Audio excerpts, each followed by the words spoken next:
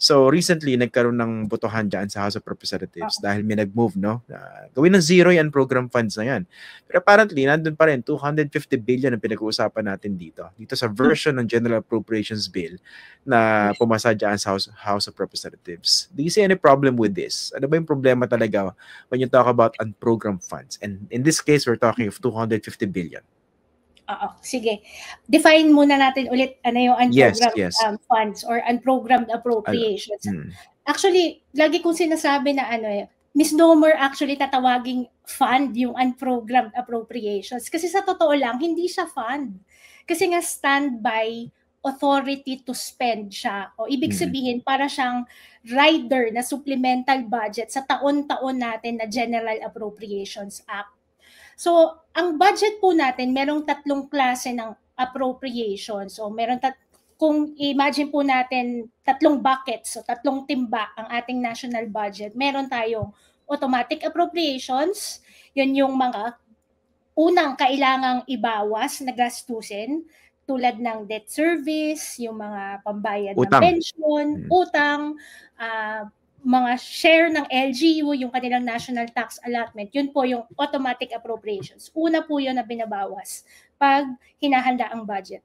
Tapos meron po tayo nung tinatawag nating programmed appropriations. Ang programmed appropriations po at automatic appropriations, ito po yung bahagi ng budget na at any point in time, pagkatapos siyang ipasa, pagdating ng execution na, meron pong mabibigay na katapat na cash cover ang Treasury. Ibig sabihin, meron siyang guaranteed source of financing. May mapapagkukunan. May pagkukunan. So, kung bawa sabihin natin, project ng DA para sa cold storage, for example lang, anytime between January hanggang sa matapos ang validity ng budget, gagastosan siya, gagamitin siya ng DA, walang problema, hindi maghahagilap ng pera at the last minute o maghihintay pa ng kung ano mang kailan pa makaka-raise ng revenue ang Treasury para siya mapondohan. Yung unprogrammed appropriations, hindi po yan katulad ng automatic and programmed appropriations, at least not as it was originally conceived. Hindi ko po alam, sa totoo lang, kung ano ang legal basis nitong unprogrammed appropriations. Matagal ko na rin tinatanong kahit nung nasa DBM pa ako. Pero ang unprogrammed appropriations, standby lang po ito. Magagamit lang po yan kung halimbawa, ang gobyerno natin may na-raise na karagdagang revenue at in excess of kung ano yung project niya. Halimbawa, for 2026, ang project ng gobyerno ay sabihin natin 1 trillion. Pero yung actual na nakolekta na buwis, 1.5 trillion pala. So yung mga ganong instances, pwedeng gamitin yung unprogrammed appropriations. Yun po yung isa. Pangalawa, yung new sources of revenue. Ang new sources of revenue, marirealize lang po yan ng gobyerno kung merong bagong batas, kung merong bagong tax measure. Halimbawa, kagaya po nung, I think early this year ba or late last year, yung digital services tax. So, posibleng hindi siya na project, hindi kasama siya projection at excess siya dahil isa siyang new revenue or foreign loans. Pero dito ko gustong banggitin yung punto na ang unprogrammed appropriations actually ay peculiar sa public budgeting system ng Pilipinas. Nabanggit ko kanina sa podcast with Prof. Shelo, kaming dalawa ni Francis Capistrano, meron kaming ginawang assessment ng public financial management system natin. Kausap namin mga ilan rin na foreign consultants. Yung konsepto ng unprogrammed appropriations, napaka-alien sa kanila, hindi nila yan maintindihan. Kasi hindi yan ginagamit o ginagawa sa ibang bansa. Ang meron sa ibang bansa, yung tinatawag na contingency reserves. So nung sinusubukan naming i-classify, saan bababagsak ang unprogrammed appropriations? Contingency reserve ba siya? Dahil ang in practice, ginagamit nga siya na parang rider na supplemental budget. Pero hindi siya ma-consider na ganun kasi wala siyang guaranteed na source ng actual cash para siya magamit. Okay. So, yan. Dun, ito, para hindi mas maintindihan natin ng mga kababayan natin, no? Kasi ano to, no? Although very interesting yung binabanggit ni Sai kasi it boggles the mind. Paano ba pinanganak to on program funds na ito, no? Kasi there was a time nandun pa rin yung contingency fund tapos meron pa on program fund, no? Yung palang duplication na parang sa pamilya, no? Pag nagbabudget yung sa pamilya, nanay yung tatay nagbabudget, no?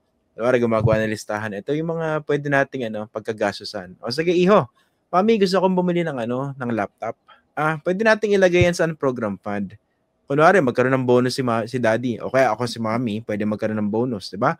O kaya yung mga may utang sa atin na kapitbahay natin na 5 taon nang hindi pa nagbabayad, kung masingil natin sila, mabibili ka namin ng laptop. Parang ganun yan, di ba? At least yung konsepto. Some of the conditions. Okay.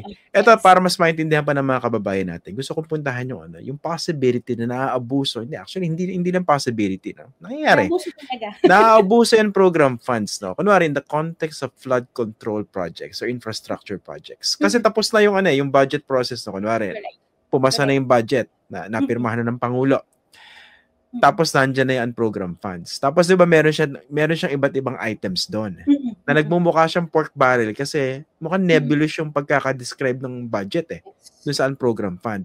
Kunwari, very concretely, itong issue na ibinato kay Senator Joel Villanueva. 'Di ba nung isang pagdinig ng Blue Ribbon Committee, pinakita niya yung GAA.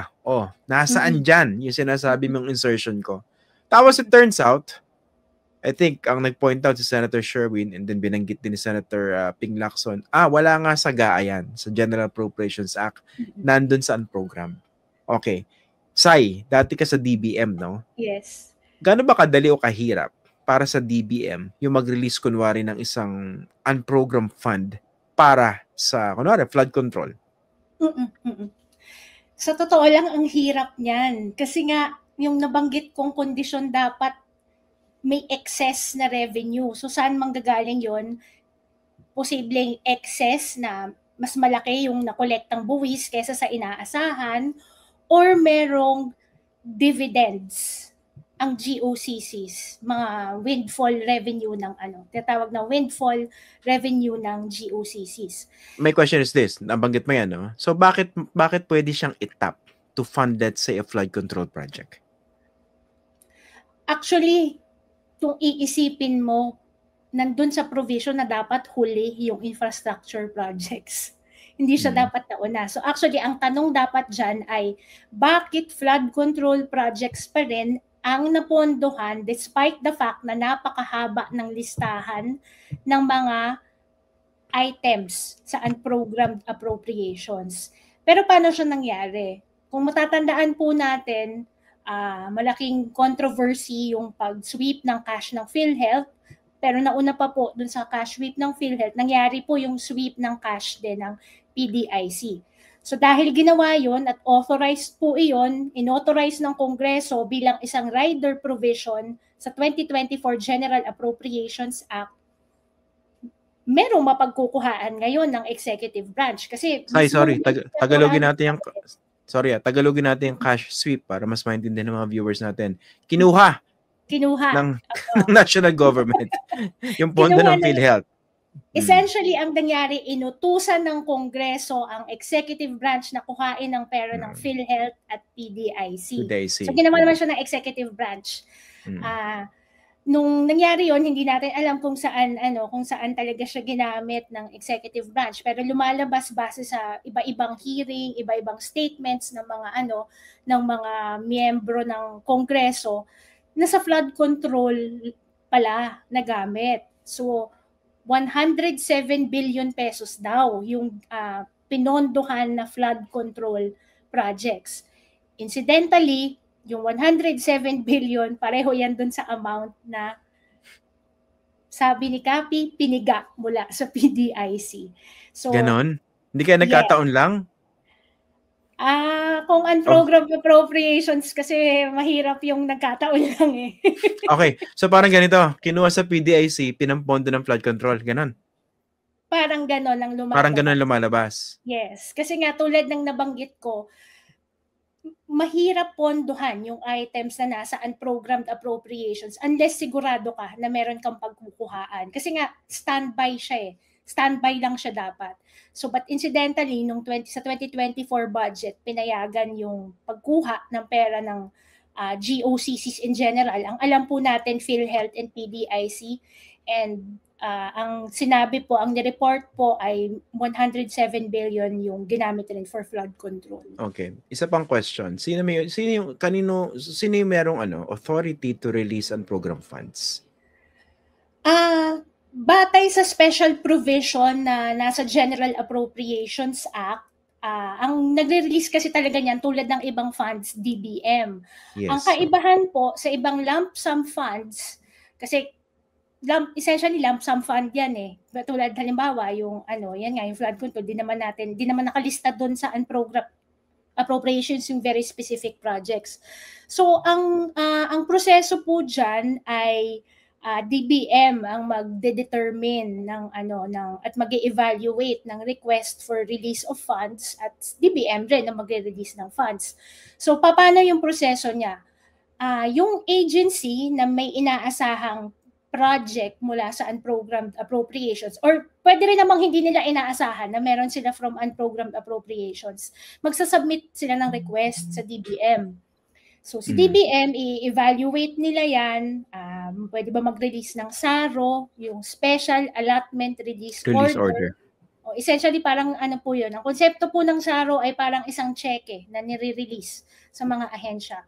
Evaluate ng DBM, pero may conditions pa bago yan ma-release. Kailangan meron munang certification mula sa Treasury. So most likely meron namang in-issue na certification ang Treasury sa DBM, di naman magre-release din ang DBM nang wala iyon. Pero ang nagde-determine po nun ay hindi lamang hindi na po yan umaabot sa presidente. Hindi na po yan subject to the approval of the president. That's subject to the approval of the DBM secretary. So sa anything na i-release po na gagamitin ang unprogrammed appropriations bilang basihan ng pag-release ng pondo, DBM po ang nagpa-process niyan. DBM rin po ang nagde-decide alin ang uunahin among all of those projects listed sa unprogrammed appropriations. So ergo, kung yan ang proseso, kunwari ang DPWH nakakuha, kumbaga nag-release ang DBM ng limpak-limpak na pondo for flood control under unprogrammed funds for DPWH. Tapos it turns out, meron ng mission doon sa hiningin pondo na yon. Whether congressman, senator, DPWH. Di ba dapat may pananagutan yung DBM doon? Definitely. Kasi ang issue kasi dyan, paano mo masisigurado sa perspective ng DBM, dapat kasi ang pag-analyze dyan, ito ba talaga ay implementation ready? Yeah. Para paano mo siya masasabing implementation ready kung wala siyang kaakibat ng mga supporting documents. In most cases kasi, ang mga kahinahinala po ng mga projects, nung nasa DBM pa ako at magtitingin kami na hindi yan implementation ready, yan yung mga talagang listahan lang. Wala yang naka-attach na program of works, wala yang naka-attach na mga costing, wala yan ma-identify na saan-saang mga lugar. Pagka ganon, red flag na yon dapat sa DBM. Di po natin alam kung ano eksakto yung nangyari dun sa flood control projects, pero may isa pa akong tanong, Sai, kung nakita natin yung pagdinig dun sa Blue Ribbon Committee, sinasabi naman nila Henry Alcantara, listahan lang pinaprepare nila.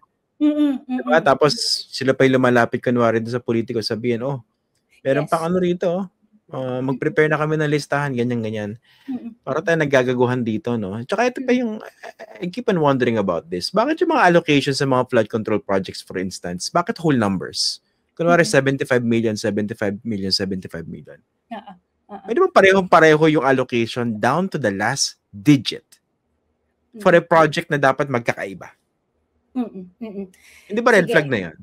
Oo, red flag yung dalawang punto na yon, yung the fact na sinabi ng DPWH na literal na listahan lang siya. Kasi 'di ba sabi ko kanina, ang perspective natin sa pagbabudget, dapat may plano bago natin lagyan ng budget. O red flag na agad yun. Pangalawa, ibig sabihin walang plano. Tama? Ibig sabihin walang plano. Ibig sabihin walang feasibility study. Kung flood control yan, syempre kailangan naman kahit ganun, di ba?